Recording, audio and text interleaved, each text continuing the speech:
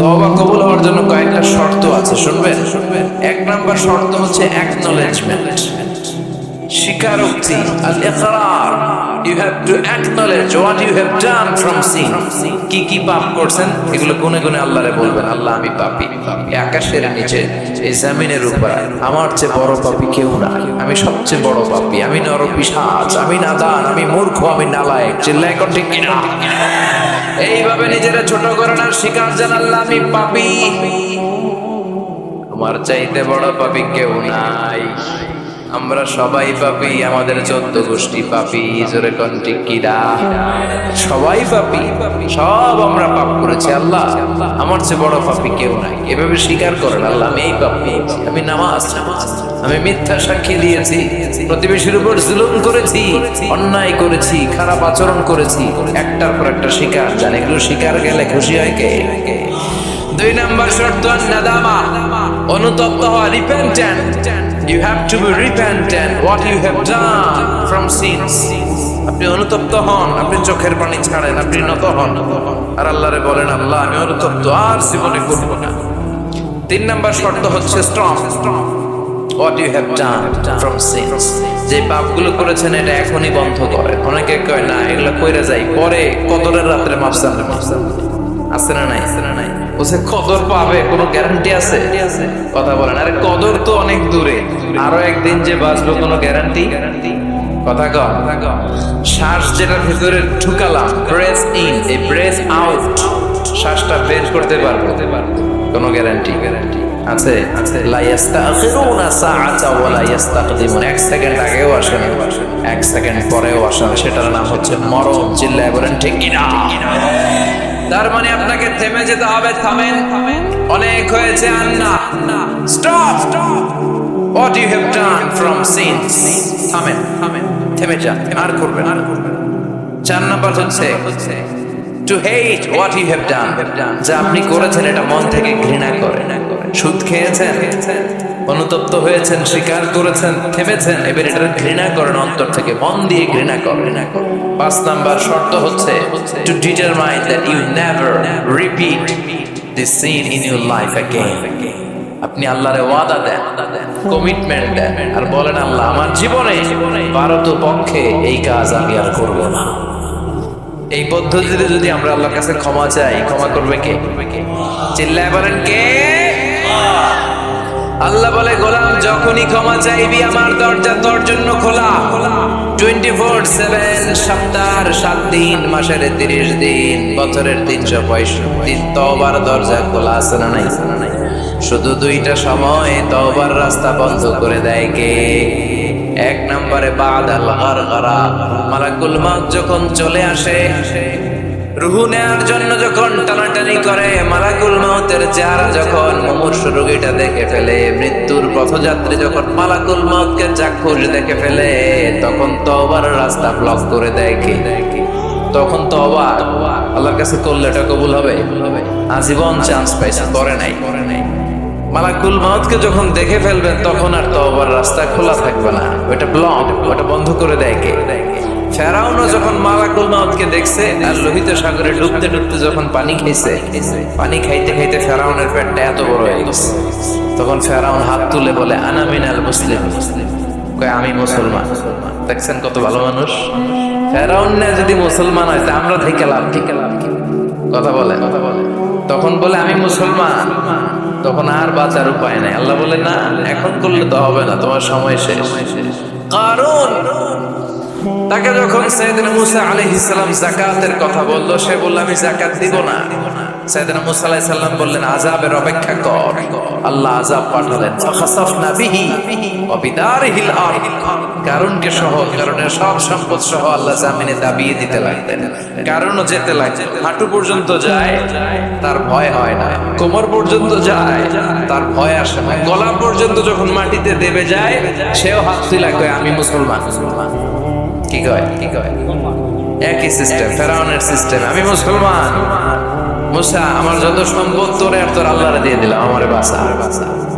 এতক্ষণ যাকাতই দেয় না, এখন সব দিয়া বলায়, কত বড় টাকা। তার মানে একেবারে ফাইনাল স্টেজে যখন আপনি পৌঁছে যাবেন, তখন যদি আল্লাহর কাছে ক্ষমা চান, কোনো লাভ হবে? কথা কন। এই মালাকুল মাউত আসার আগ পর্যন্ত যদি তওবা করতে পারেন, ওই তওবা কবুল করে নেবে কে? দুই নাম্বার যে সময়টাতে তওবা কবুল হয় না, ইনদামা তাতলু'ু আশ-শামসু মিন মাগরিবিহা, প্রতিদিন সকালবেলা পূর্ব দিক থেকে সূর্য ওঠে, পশ্চিম দিকে ডুবে। কিয়ামতের আগ দিয়ে সূর্য পূর্ব দিক থেকে না উঠে পশ্চিম দিক থেকে ওঠা শুরু করে দিবে। যেদিন সূর্য পশ্চিম দিক থেকে উঠবে, ওই দিন থেকে তওবার রাস্তা বন্ধ করে দিবে কে? এর আগ পর্যন্ত আল্লাহর কাছে যদি তওবা করি, ওই তওবা কবুল করবে কে? আল্লাহর উপর ভরসা আছে? হ্যাঁ, মৌলভী বাজারের ভাইয়েরা সব মৌলভী মানুষ। হ্যাঁ, আল্লাহর উপর ভরসা হয়, আল্লাহরে মায়া লাগে, আল্লাহরে ভালো লাগে, আল্লাহরে যে ভালো লাগে এটাও কইতে পারে, কষ্ট হয়, জি হয় কইছে একজন। আল্লাহরে ভালো লাগে, ঠিক না? সবাই বলেন জি হয়। আল্লাহরে ভালো লাগে, জি হয়। তাহলে আল্লাহর একটা ডাক দেন, বলেন আল্লাহ। প্রাণ থেকে ডাক দেন, বলেন আল্লাহ। হৃদয় থেকে ডাকেন, বলেন আল্লাহ। আল্লাহর সাথে যতক্ষণ বান্দার সম্পর্ক থাকবে, ততক্ষণ আল্লাহর পক্ষ থেকে স্পেশাল মার্সি, ব্লেসিংস, রহমত আছে না নাই? চিল্লায় বলেন আছে না নাই? আল্লাহ ডেকে বললেন, গোলাম যখনই ডাকবি তখনই আমি সাড়া দেই। আল্লাহু আকবার। এমন এক আল্লাহ, মাঝরাতে উঠে চোখের পানি ছেড়ে যদি আল্লাহর ডাকেন, আল্লাহ আছে না নাই? আপনিও ঘুমান, আপনার আল্লাহও যদি ঘুমায়, তাহলে আপনি যখন ঘুম থেকে জেগে আল্লাহরে ডাকবেন, আল্লাহ ডাকে সাড়া দিতে পারবেন, ঠিক কিনা? কিন্তু এই জন্য আল্লাহ ঘুমায় না। আমরা ঘুমিয়ে পড়ি, আল্লাহ ঘুমায় না। কারণ উনি যদি ঘুমিয়ে যায়, আমার যদি ঘুম ভেঙে যায়, আমার কিছু লাগলে দিবে কে? উনি ছাড়া দেওয়ার কেউ নাই। সাইয়েদনা মুসা আলাইহিস সালাম আল্লাহর একটা প্রশ্ন করছেন, আল্লাহ আয়াগলিবুকান নাওম, আপনার কি ঘুমে ধরে? সুবহানাল্লাহ কইবেন না? এই পৃথিবীতে মুসা আলাইহিস সালাম আল্লাহকে প্রায় এরকম অবাক করা প্রশ্ন করেছেন। আল্লাহকে জিজ্ঞেস করলেন, আল্লাহ সারাদিন আমি ছাগল চড়াই। মুসা আলাইহিস সালাম কি চড়াতেন? আপনারা ছাগল চড়াননি? হ্যাঁ, ছাগল চড়ান না? ছাগল চড়ানো সুন্নাহ, পারলে চড়াবেন। সহিহ বুখারীর বর্ণনা, মা মিন নাবিয়্যিন ইল্লা রাআল গানাম, এই পৃথিবীতে এমন কোন নবী নাই যে নবী ছাগল চড়ায় নাই। সুবহানাল্লাহ পড়েন। সাহাবারা বললেন, ইয়া রাসূলুল্লাহ আপনিও ছাগল চড়িয়েছেন? বিষ্ণু বললেন, হ্যাঁ আমিও তো মক্কার লোকদের ছাগল চড়িয়ে দিয়েছি অল্প কিছু পয়সার বিনিময়ে। আল্লাহু আকবার। সাইয়েদনা মুসা আলাইহিস সালাম বললেন, মাবুদ সারাদিন ছাগল চড়িয়ে আমি ক্লান্ত হয়ে যাই, রাত্রিবেলা ঘুম আমার উপরে চেপে বসে। আপনি সারাদিন গোটা বিশ্বের সব ব্যবস্থাপনা সারার পরে রাত্রিবেলা আপনার ঘুম আসে কিনা? আয়াগলিবুকান নাওম, উনি ভাবছে আমগো যেমনি ঘুম ধরে আল্লাহর ধরে টরে কিনা।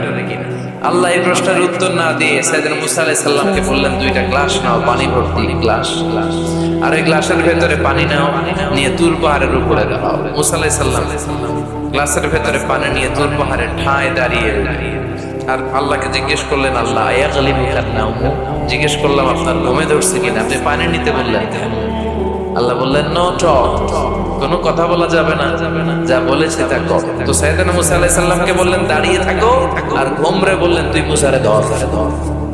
ঘুমরে কি বললেন? মুসা আলাইহিস সালামকে ধরো। ঘুম যে সাইয়েদনা মুসা আলাইহিস সালামকে ধরলেন, ওই নিয়ে আর দাঁড়ায় থাকতে পারে। আল্লাহ বললেন, এই গ্লাসের পানি কিন্তু ফালানো যাবে না, দাঁড়িয়ে থাক, দাঁড়িয়ে থাক।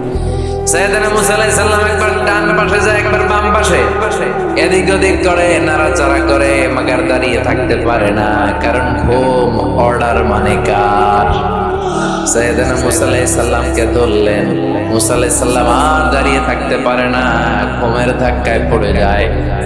হাতের গ্লাসগুলো জমিনে পড়ে খান খান হয়ে যায়, টুকরো টুকরো হয়ে যায়, পানিগুলো পড়ে যায়, গ্লাসগুলো ভেঙে যায়। আল্লাহ মুসা আলাইহিস সালামকে ডেকে বললেন, ও মুসা বেশি কিছু নয়, শুধুমাত্র 2টা পানির গ্লাস পানি সহ হেফাজতের দায়িত্ব দিয়েছিলাম। এই ঘুমের কারণে হেফাজত করতে পারো নাই। আমি আল্লাহ যদি তোমার মতো এরকম ঘুমিয়ে যেতাম, চন্দ্রের সাথে সূর্য লেগে, পৃথিবীর সাথে মঙ্গল লেগে, একটার সাথে আরেকটা তারা গ্রহ নক্ষত্র লেগে গ্লাস 2টার মতো খান খান হয়ে ভেঙে যেত রে মুসা, ভেঙে টুকরা টুকরা হয়ে যেত। লা তাখুযুহু সিনাতু ওয়ালা নাওম, never the sleeps not the slumber overtakes him. আল্লাহর ঘুম তো ধরেই না, ঘুমের আগে যে ঝিমুনি আসে, তন্দ্রা আসে, ওইটাও ধরে না। সে আল্লাহ ডেকে বললেন, গোলাম যখনই ডাক দিবি আমি আল্লাহ আসিরে নাই। বিশেষ করে শেষ রাতে আল্লাহ ডাকতে থাকেন, আলা মিন মুস্তাগফিরিন আগফিরালা। কার ক্ষমার দরকার ক্ষমা চাও, ক্ষমা করে দেব। আলা মিন মুস্তারজিকিন আরজুকালা, কার দারিদ্রতা আছে আমার কাছে চাও, রিজিকের ব্যবস্থা করে দেব। কার ক্ষমতা দরকার, কার সুন্দরী বউয়ের দরকার আমার কাছে চাও, দিয়ে দেব। কে পরীক্ষায় সফল হতে চাও, কে বিপদ থেকে মুক্তি পেতে চাও, আমি আল্লাহর কাছে যাও, আমি দিয়ে দেবো। সুবহানাল্লাহ পড়ো। আর ওই টাইমে আমরা নাক ডেকে ঘুমাই। আল্লাহ দেওয়ার জন্য প্রস্তুত, উনি ডাকছেন, কিন্তু ওনার ডাকে সাড়া দেওয়ার সময় আমাদের নাই। কথা বললেন। এই জন্য শেষ রাতে আল্লাহর কাছে যাওয়ার দরকার আছে না নাই? তাহাজ্জুদের জায়নামাজে দাঁড়ানোর দরকার আছে না নাই? তাহাজ্জুদের জায়নামাজে মরণ দিও প্রভু আমায়, একামতে দিনের কাজে কবুল করে নিও আমায়। তাহাজ্জুদের জায়নামাজে মরণ দিও প্রভু আমায়, একামতে দিনের কাজে কবুল করে নিও আমায়। পড়েন আমিন। তাহাজ্জুদ যারা পড়বে এদের সম্মানকে বাড়িয়ে দিবে কে? আল্লাহ ডেকে বললেন, গোলাম এমন একটা মুহূর্ত নাই যেই মুহূর্তে আমি তোর রক্ষণাবেক্ষণ করি না। আমি হলাম the nourisher, the cherisher, the sustainer of this multidimensional universe 24/7। যখনই যাবি, যখনই আল্লাহ বলে আমরা ডাকবো, এটাকে সাড়া দেওয়ার তিনি আছেন না নাই? এজন্য যখনই অন্যায় হবে সাথে সাথে তওবা করব। অনেকে বলে না আজকে অন্যায় করেছি, আজকে না কালকে মাফ চাবো, এই বছর করছি আগামী বছর মাফ চাবো, এই বছর পাপ টাপ করে নেই আগামী বছর উমরায় যাবো, কাবাগর ধরে মাফ চাবো, এরকম আছে না নাই? আপনি যে কাবাগর পর্যন্ত বসতে পারবেন গ্যারান্টি আছে না? দেরি করা ঠিক না। কয়েকটা কাজে দেরি করতে বিশ্বনবী নিষেধ করেছেন।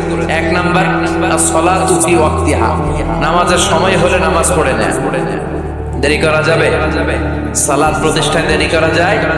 সালাতে কায়েম করো, সালাতে কায়েম করো, হবে সম্মানী তুমি, হবে জান্নাতি তুমি, হবে সম্মানী তুমি, হবে জান্নাতি তুমি। দিবে কাল হাশরে শীতল ছায়া আরশে আজিম, রব্বিয়াল আলা, রব্বিয়াল আযীম। ঠিক কি না?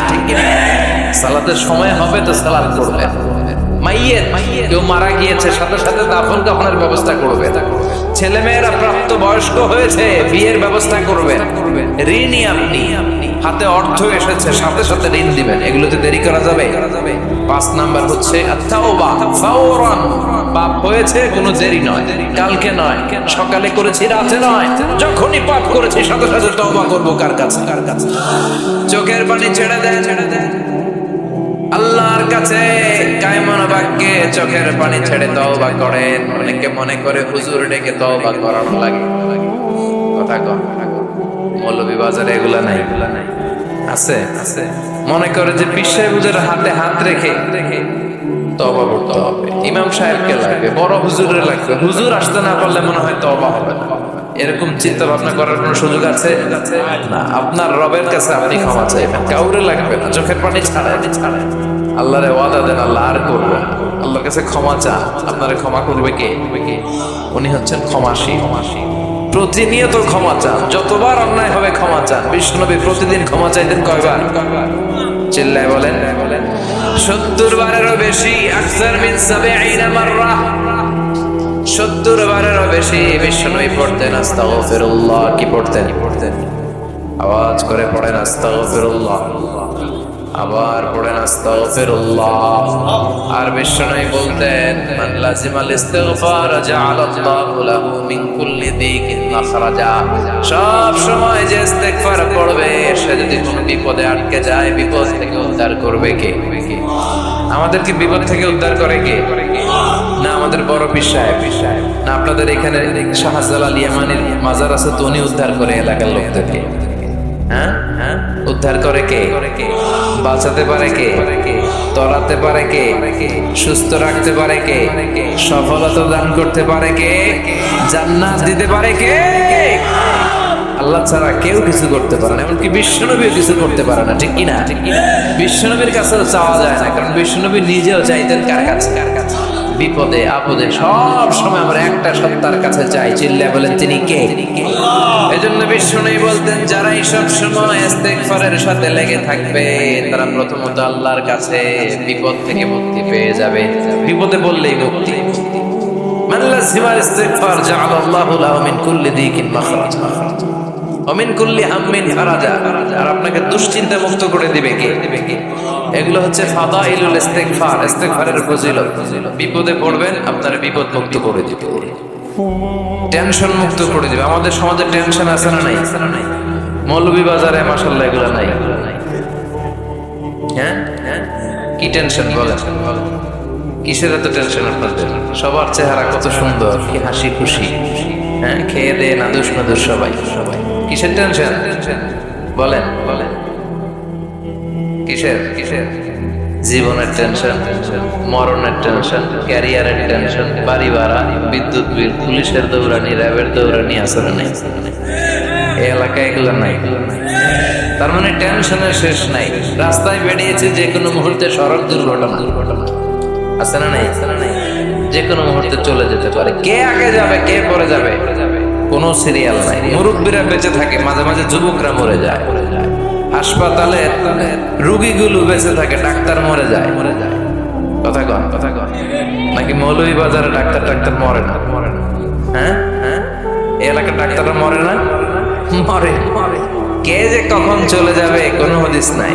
তো এই যে এত জীবনের টেনশন, টেনশনে অনেকে হার্ট অ্যাটাক করে। এই টেনশন মুক্ত করে দিবে কে? যদি সবসময় ইস্তিগফার করেন বিপদ মুক্ত করবে আল্লাহ, টেনশন মুক্ত করবে। ওয়ারযুকহু মিন হাইসু লা ইয়াহতাসিব, এমন জায়গা থেকে আল্লাহ রিজিকের ব্যবস্থা করে দিবেন যেটা আপনি কল্পনাও করতে পারেন না। সুবহানাল্লাহ পড়বেন না? আবার বিশ্বনবী বললেন সব সময় যারা ইস্তিগফার পড়বে আল্লাহর কোনো আযাব তাদের উপর আসবে না। সুবহানাল্লাহ পড়েন। আল্লাহর কোরআন সাক্ষী, আল্লাহ বললেন ওয়ামা কানাল্লাহু মুআযযিবাহুম ওয়া হুম ইস্তাগফিরুন।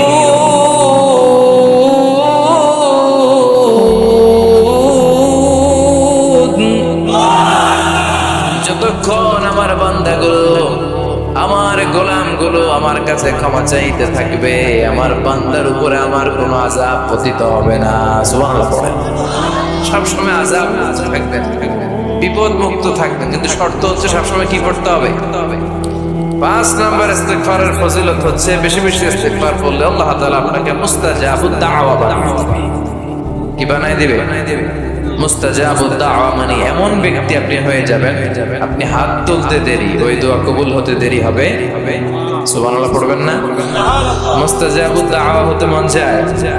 কার কার মনে চায়? সবার মনে চায়?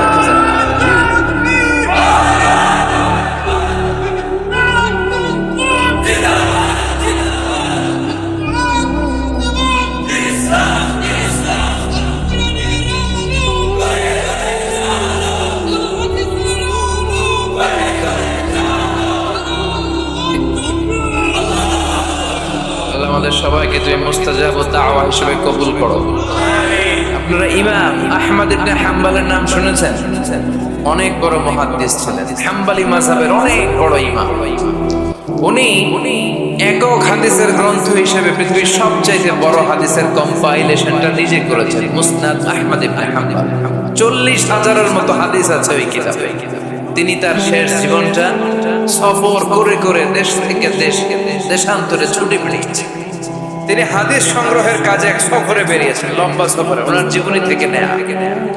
ওই লম্বা সফরে প্রচন্ড শীতের রাতে উনি এক মসজিদে আটকেছেন। এত কুয়াশা, এত ঠান্ডা, এত স্নো পড়ছে। উনি ভাবলেন এক কাজ করি, এই মসজিদটাতে রাতে আমি ঘুমিয়ে পড়ি, ফজর বাদ আমি সফরে বেরোবো, আবার নতুন করে নতুন উদ্যমে হাদিস সংগ্রহের কাজে আমি বেরিয়ে পড়ি। কিন্তু মসজিদে শুয়ে উনি পড়লেন বিপাকে। মসজিদের দারোয়ান ওনারে মসজিদে থাকতে দেয় না।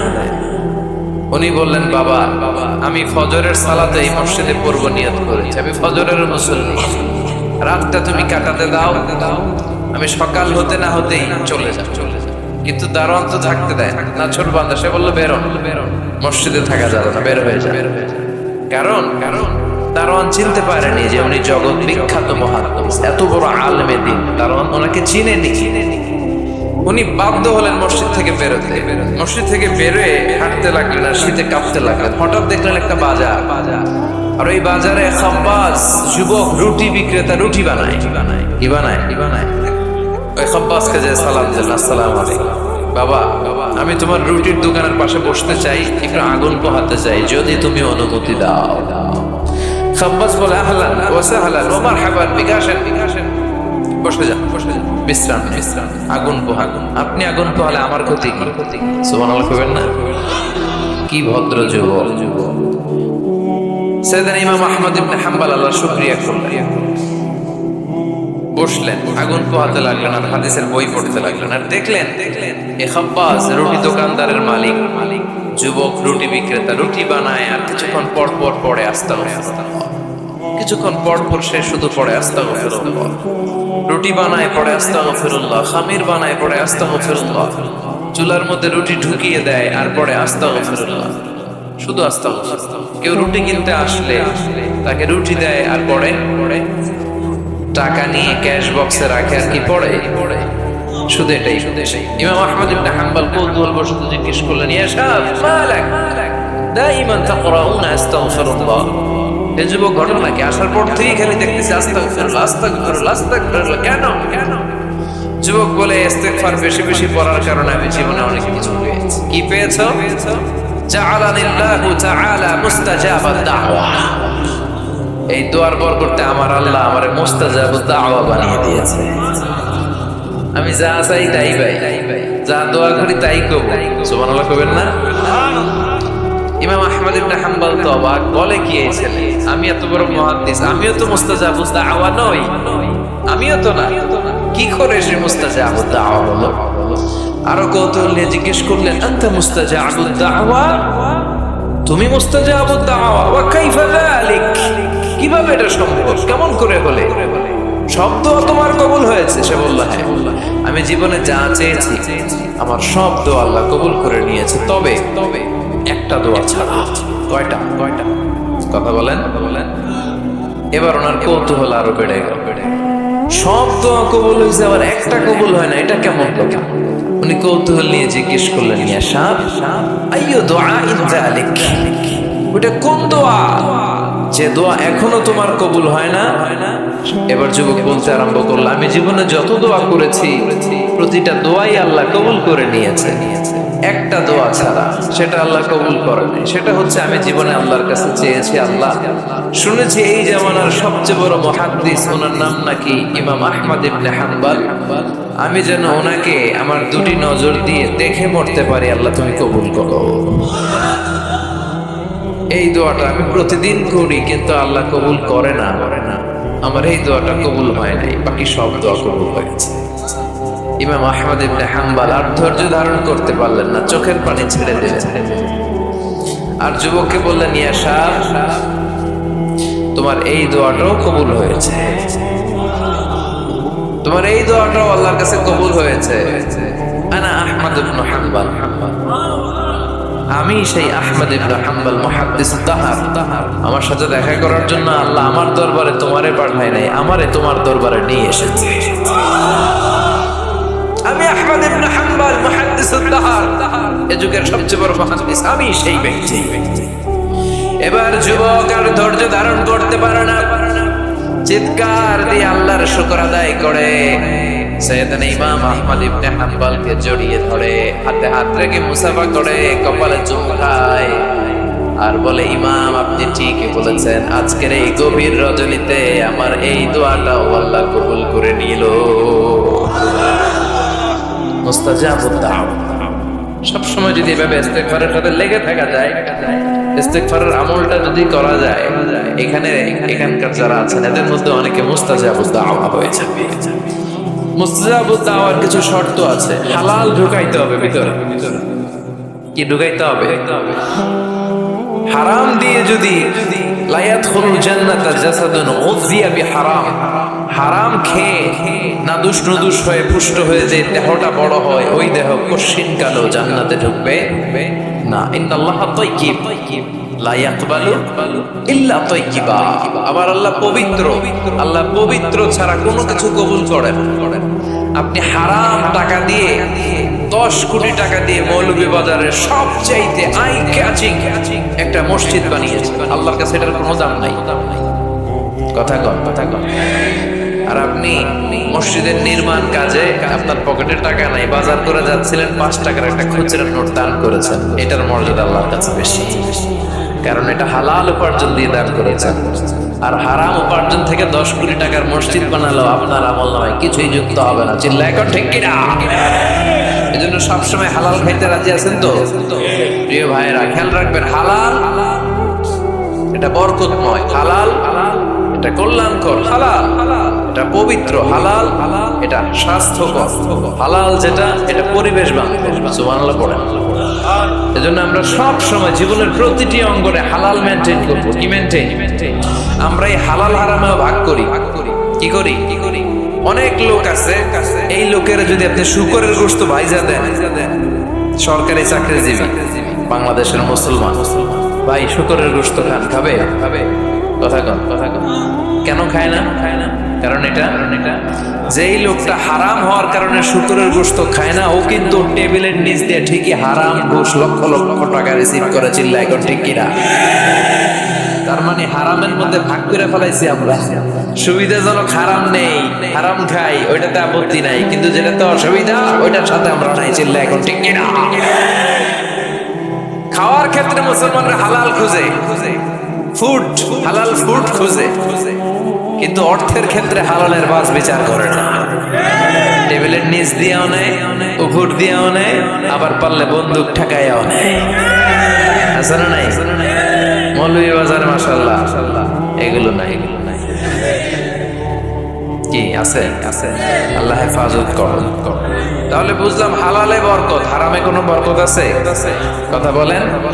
আচ্ছা, আওয়াজ করে উত্তর দেন তো, গরুর গোশত খাওয়া হালাল না হারাম? কুকুর খাওয়া হারাম। গরু হালাল, কুকুর হারাম। আচ্ছা দেখেন, প্রতিদিন বাংলাদেশের বাজারগুলোতে, বিয়ের অনুষ্ঠানগুলোতে, যে কোনো অনুষ্ঠান হলে খাবার দাবারের জন্য গরুর গোশত জবাই হয় না কুকুর জবাই হয়? গরু জবাই হয়, কুকুর জবাই হয় না। কুকুর বেঁচে গেল আর গরু মরল, ঠিক কিনা? আচ্ছা, বছরে যে বাচ্চা দেয়, গাভী বাচ্চা দেয় বেশি না কুকুর বাচ্চা দেয় বেশি? গাভী বছরে দেয় কয়টা? কুকুর দেয় কয়টা? হ্যাঁ, 5টা 7টা। কোনো জন্ম নিয়ন্ত্রণ নাই তো ওদের। যেটা আসছে দিচ্ছে আর। তো গরু আমরা খাইলাম বেশি, কুকুর খাইলাম না। গরু বাচ্চা দিলেও কম, কিন্তু কুকুর বাচ্চা দিলেও বেশি। এবার সারা বাংলাদেশের সবগুলো জেলাতে মিলিয়ে যদি আপনি হিসাব করেন, বলেন তো বাংলাদেশের গরু বেশি না কুকুর বেশি? কারণ এটা হালাল। বরকত ঢুকাই দিছে কে? বরকত বিশ্বাস করেন? হ্যাঁ, মুসলমানরা বরকতে বিশ্বাস করে। 10 লক্ষ টাকা প্রতি মাসে ইনকাম, মাস শেষে কিচ্ছু থাকে না, আরো ঋণ। একটা হসপিটাল বিল পরিশোধ করতে লাগে 5 লাখ, আবার ব্যাংকের ঋণ আছে না নাই? আর রিক্সাওয়ালার পুরা মাসে ইনকাম 5,000, ওইটা দিয়া ছোট্ট একটা জায়গায় বাসা ভাড়া দেয়, ছেলে মেয়েদেরকে পড়ায়, হ্যাঁ, স্ত্রীকে এটা সেটা কিনে দেয়। আবার মাস শেষে 400-500 টাকা থাকে। ওর 5,000 থেকে থাকে 200-300 টাকা, আর 10 লাখ থেকে 1 টাকাও থাকে না, আর ঋণ কাঁধে নিয়ে সে ঘুরে বেড়ায়। দিস ইজ কল্ড বারাকা। এটাকে বারাকা বলে। জন্য বরকতে বিশ্বাস করতে হবে। অল্পে তুষ্ট থাকতে হবে, অল্প খান, অল্প পড়েন, অল্প জমা, যতটুকু লাগবে এতটুকুর জন্য কষ্ট করতেই হবে। কিন্তু সম্পদের পাহাড়, ব্যাংক ব্যালেন্স, গাড়ি বাড়ি, সোনা দানা, এফডিআর, প্রাইস বন্ড, সঞ্চয়পত্র, একটার পর একটা টাকার পিছে যে আমরা ছুটছি, এটা ইসলাম আমাদের শিখায় না। আমরা বরকতে বিশ্বাসী, আমরা হালাল খাবো, রাজি আছেন? আর সব সময় পড়বো কি আস্তাগফিরুল্লাহ। ইস্তেগফারের ফজিলত শুনে মনটা ভরছে, আল্লাহর প্রতি আস্থা জেগেছে, এবার প্রাণ ভরে পড়েন আস্তাগফিরুল্লাহ, হৃদয় দিয়ে পড়েন আস্তাগফিরুল্লাহ, মন থেকে আল্লাহর ডাকেন, পড়েন আস্তাগফিরুল্লাহ। আবার বিষ্ণু বললেন আস্তাগফিরুল্লাহ আল্লাযী লা ইলাহা ইল্লা হুয়াল হাইয়ুল কাইয়্যুম ওয়া আতুবু ইলাইহি। এই ইস্তেগফারটা যে পড়বে, যুদ্ধের ময়দান থেকে পালিয়ে গেলে অনেক বড় কবিরা গুনাহ হয়, এই কবিরা গুনাহকারী সম্পাদনকারী লোকটারেও মাফ করে দিবে কে? এই ইস্তেগফারটা যদি পড়েন, আস্তাগফিরুল্লাহ আল্লাযী লা ইলাহা ইল্লা হুয়াল হাইয়ুল কাইয়্যুম ওয়া আতুবু ইলাইহি, পড়তে রাজি আছেন? আবার সাইয়েদনা আবু বকর ডেকে বললেন, নবী আল্লিমনি দুআআন আদু বিহি ফি সালাতি, এমন একটা দোয়া বা ইস্তেগফার আপনি আমারে শিক্ষা দেন যে ইস্তেগফারটা আমি আমার নামাজের মধ্যে পড়বো। কই পড়বো? কথা কম। বিশ্বনবী শিখাই দিলেন, আবু বকর তুমি পড়ো, আল্লাহুম্মা ইন্নী যালামতু নাফসি যুলমান কাসীরা ওয়া লা ইয়াগফিরু যুনুবা ইল্লা ফাগফিরলি মাগফিরাতাম মিন ইনদিক ইন্নাকা আনতাল গফুরুর রহিম। এটা আমরা দোয়ায়ে মাসুরা বলি, আমরা কি বলি? এটাও একটা ইস্তেগফার। এটাও যেখানে ক্ষমা চাওয়ার প্রসঙ্গ থাকবে ওইটাই কি কথা বলে, ইন্নী যালামতু নাফসি, আল্লাহ আমি জুলুম করেছি, যুলমান কাসীরা, অনেক জুলুম, ওয়ালা ইয়াগফিরু যুনুবা ইল্লা, এই জুলুমই পাপ, আপনি ছাড়া তো ক্ষমা করবার কেউ নাই। ফাগফিরলি মাগফিরাতাম মিন ইনদিক, আপনার গুণে আপনার দয়া আপনি আমার ক্ষমা করে দেন। ইন্নাকা আনতাল গফুরুর রহিম, আল্লাহ আপনি ক্ষমাশীল, আপনি মেহেরবান। পড়েন আমিন। এগুলো সবই ইস্তেগফার, সবগুলো সহিহ হাদিস দ্বারা সাব্যস্ত। তবে এই সব ইস্তেগফারের মধ্যে শ্রেষ্ঠ ইস্তেগফারের নাম সাইয়্যিদুল ইস্তেগফার। কি নাম? মানে লিডার অফ দ্য অল ইস্তেগফারস। মুখস্থ আছে অনেকের? কার কার আছে দেখেন? আছে মাশাআল্লাহ, অনেকের আছে। যাদের নাই তারা মুখস্থ করবেন, গুগলে ঢুকবেন, স্মার্টফোনের ভিতরে ঢুকবেন। স্মার্টফোন এখন ছেলেপেলেরা শুধু ওই বিপিএল এর খেলা আছে না নাই, এই খেলা দেখা, ওই নাচানাচি, ওই ফেসবুকিং, এগুলো নিয়ে ব্যস্ত। এই ফেসবুকটা এসে সব শেষ করে দিল। লেখাপড়া এখন কিচ্ছু নাই, এখন পরীক্ষার হলো ফেসবুকিং করবে, আছে না নাই? না, এগুলোর নিয়ন্ত্রিত ব্যবহার করবেন, তা না হলে আপনার সময় সব শেষ হয়ে যাবে। এই গুগলে ঢুকে আপনি লিখবেন সাইয়্যিদুল ইস্তেগফার। এই সাইয়্যিদুল ইস্তেগফার লিখলে সাইয়্যিদুল ইস্তেগফার বানান সহ চলে আসবে।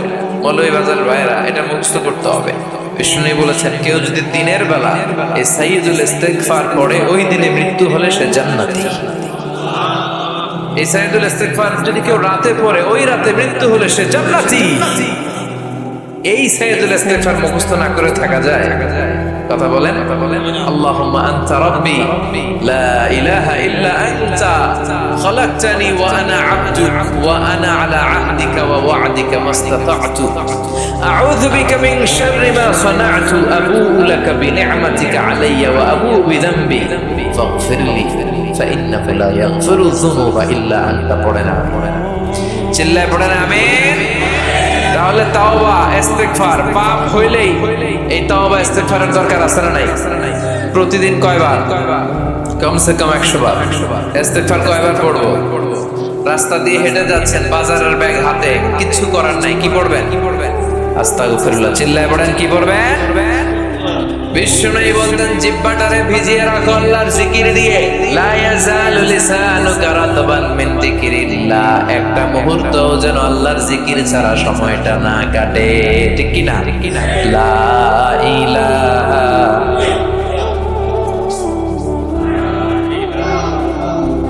লা ইলাহা ইল্লাল্লাহু মুহাম্মাদুর রাসূলুল্লাহ সাল্লাল্লাহু আলাইহি আলাইহি ওয়াসাল্লাম এই যে জিকিরটা আওয়াজ করে আমি করালাম সবাই মিলে, বিশ্বনবী কিন্তু এইভাবে জিকির করাতাম। তো হুজুর আপনি করাইলেন কেন? তালিমা, শেখানোর জন্য। লা ইলাহা ইল্লাল্লাহটা অনেকের ভালো শুদ্ধভাবে নাও জানা থাকতে পারে, জন্য তো আলিমান মাঝে মাঝে আমরা করাই, কিন্তু নিয়ম হচ্ছে এই জিকিরগুলো আস্তে আস্তে করা। কিভাবে?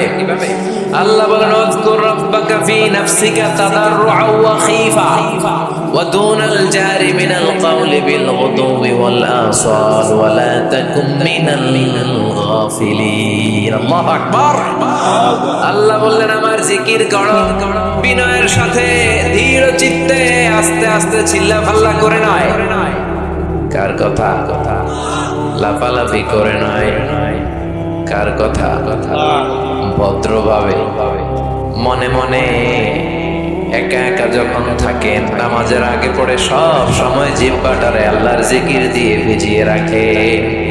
কিন্তু এই লাফালাফির জিকির এই দেশে আছে না নাই? আল্লাহর মেহেরবানি মৌলভীবাজার এগুলো কম বোধ, তাই না? আলহামদুলিল্লাহ। কিন্তু বাংলাদেশে অনেক জায়গায় কিন্তু লাফাই। আপনাদের কাছে দেখলে কেমন লাগে?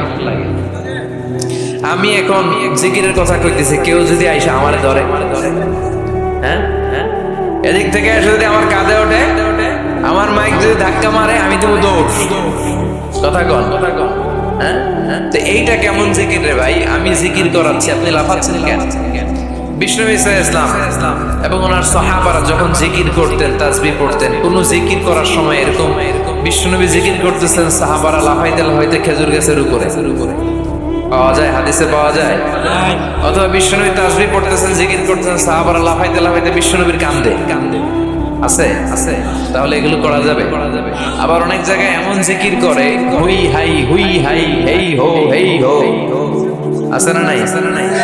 হ্যাঁ, ওই যে কয় বসেন না, এগুলো ভুল, এগুলো আমরা করব না, এগুলো আমরা করব না।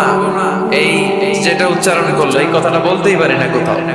বললেই আমি মাহফিলে দুই একজন উঠলে আমি উঠতে দেই না, তো আমি বলি এই উঠলেন কেন? বসেন। তখন সবাই শুরু করে বসেন। তো এইরকম লাফালাফি করে জিকির করা, এটা সুন্নাতে নাই। আমরা ধীরস্থির ভাবে জিকির করব। বিশ্বনবী বলেছেন আফদালু যিকরি লা ইলাহা ইল্লাল্লাহ, সবচেয়ে শ্রেষ্ঠ জিকিরের নাম।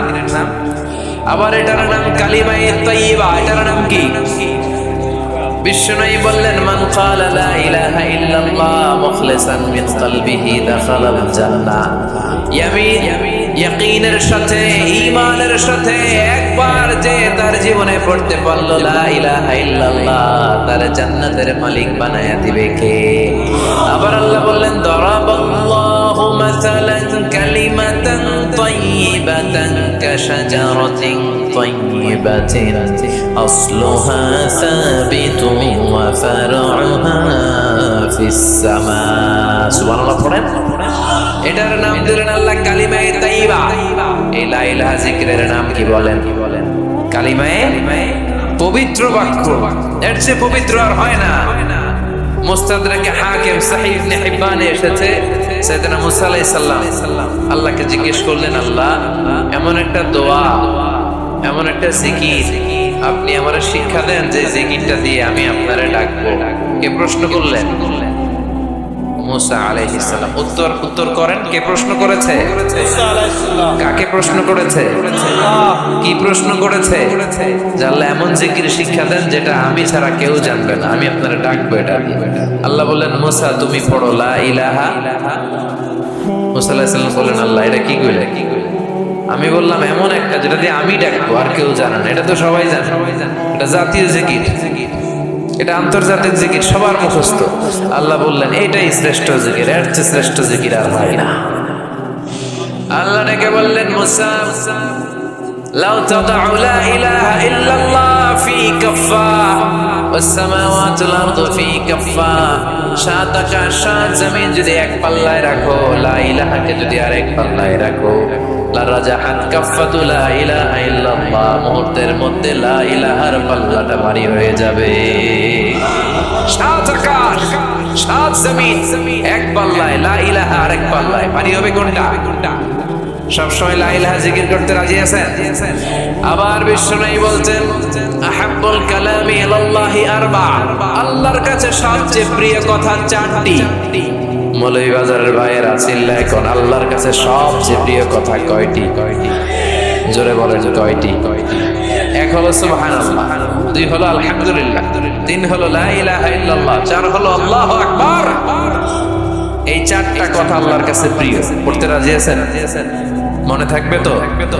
আবার সাইয়েদনা আব্দুল্লাহ ইবনে আমর ইবনে আল-আস বলেন রাআইতু রাসূলুল্লাহ সাল্লাল্লাহু আলাইহি ওয়াসাল্লাম ইয়াকিদু তাসবিহা ফি ইয়ামিনিহি, আমি বিশ্বনবীকে ডান হাতের আঙ্গুলের গিড়ার ভেতরে তাসবিহ পড়তে দেখেছি। সুবহানাল্লাহ পড়েন। আপনাদের ডান হাতে আছে সবার? উঠান উঠান, দেখেন আমার এইভাবে। এই তো সবার হাত দেখা